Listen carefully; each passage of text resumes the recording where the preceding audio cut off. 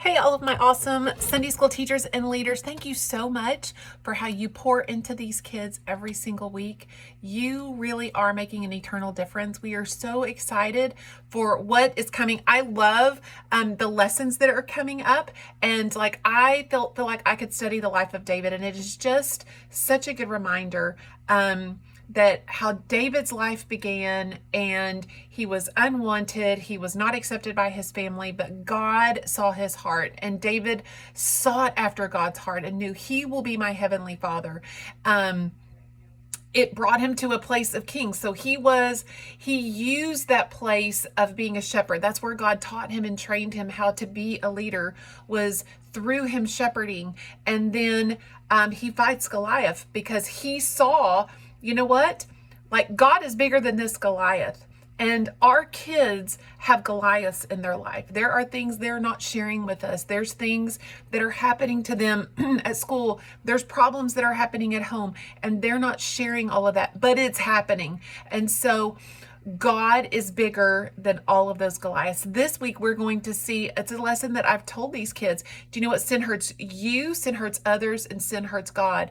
And unfortunately, David did nothing wrong, but sin was hurting him. Saul was chasing him and wants to kill him. And David continued to run. And David had an opportunity to take revenge, but he knew God had appointed and anointed Saul to be king for that season.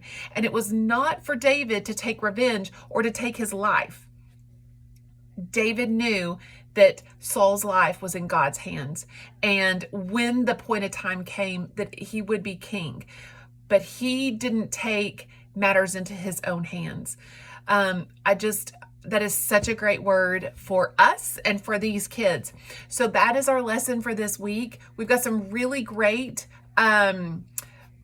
activities for the kids in their small groups. So one of them is, it's a really fun game where they're going to write down something that happened to them, and they're going to write that thing down on a piece of paper, whether it was, oh, my brother took the front seat this morning and I wanted it, or my friend was telling bad stories about me at school. Tell them to stop and think, what is something that's hurt you that somebody else has done? They're going to take that piece of paper, we're going to wad it up, and then we're going to have two teams, and they're going to face each other, and they're going to blow those paper, and you can have a line in the middle, blow those papers across, and then you're going to stop, tell this team over here, okay, your time is up, stop, and then you're going to let this team over here keep blowing and keep blowing and keep blowing.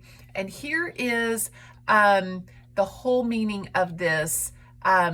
So when the game is over, who do you think the winner is? Well, they're gonna be like, yeah, because we got all of our pieces over here, right? That would be like taking revenge. And the Bible tells us that we should not take revenge. So the winner truly is this team over here that stopped blowing. And the instructions in the curriculum say to read those things, but some of those things may be very private. So I'm going to caution you on reading those things aloud. What we may want to do is let the kids just take that and say, you know what? Because we trust God to handle the outcome, we're going to crumple these up and put them in the trash.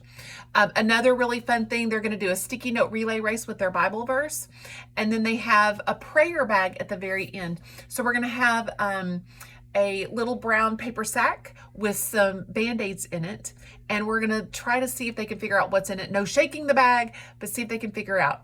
Then we're going to open up our Bibles to Psalms 103:3 and talk about the fact that God can heal our bodies from sickness, but he can also heal our hearts from sadness. And so we can take one of those Band-Aids and put it on the kids and have them pray at that moment and say, you know, Lord, this wound hurt me. This is where I was hurt. And Lord, I know you can heal this. So that's what we're going to be doing this coming Sunday. I want to give you guys a heads up on what is coming. So this next week after we're going to be having Thanksgiving week, it's going to be an amazing week. When we come back I'm going to make sure I've got the right date right. On November 30th, we're going to finish up the life of David and talk about how David sinned and how even though he started off well, he ended up at the end of his life, some sin happened, and it really caused some trickle-down effects into his kids. So then that leads us into December. So when we get into December, we have a whole new series called Get Real. The first lesson we're going to completely skip, so please hear me. Lesson 5.1 is called Isaiah and the Burning Coal. We're going to be skipping that lesson because I want to dive right into the birth of Christ. So we're going to go on December 7th.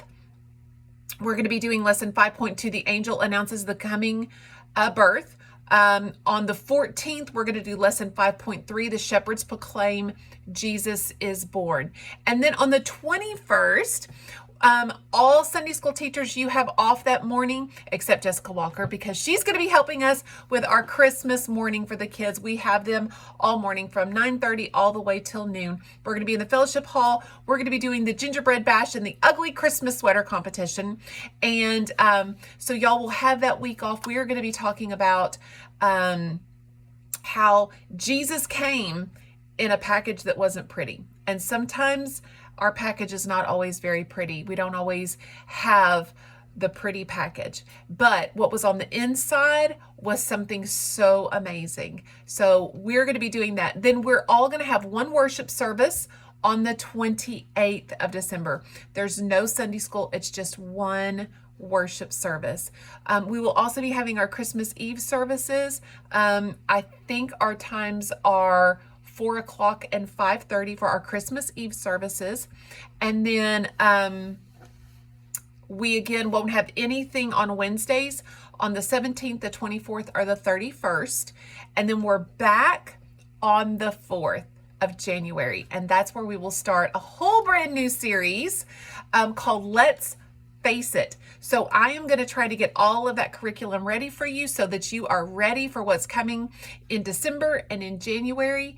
And we're ready to go. You guys are amazing. Thank you so much for all you do. If you have things you need or we want to do differently, please come to me, because I want to help you make your Sunday school classes the best ever. Thank you for reaching out to these kids and pouring the love of Jesus into them.